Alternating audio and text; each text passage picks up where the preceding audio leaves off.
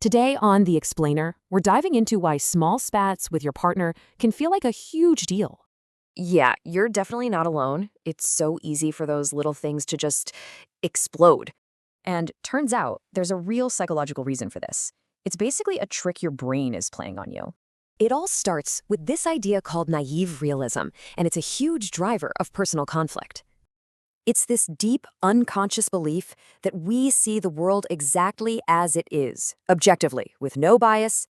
So when someone disagrees, we don't just see a different opinion, we see them as biased or irrational. And these mental shortcuts just reinforce our own reality, making it nearly impossible to see their side.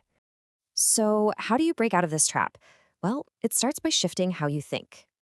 Let's get into the superpower that can totally change the game: intellectual humility.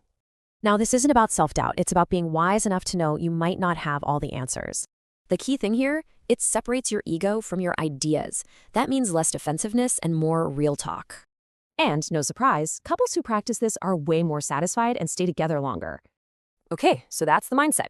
Now, for some practical, proven tools to help you actually do it.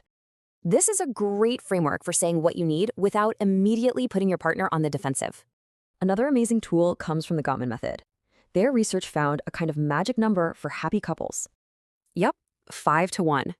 For every negative moment in a fight, you need 5 positive ones to balance things out. All right, let's see how all this stuff actually plays out with those everyday arguments. So you're a night owl and they're an early bird? This is usually biological, not some moral failing.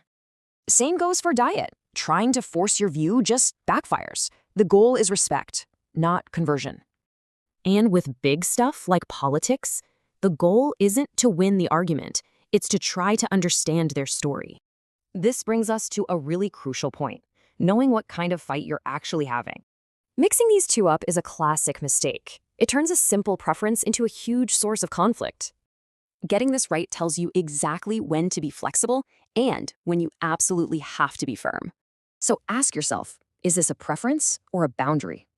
Answering that honestly, well, it can change everything.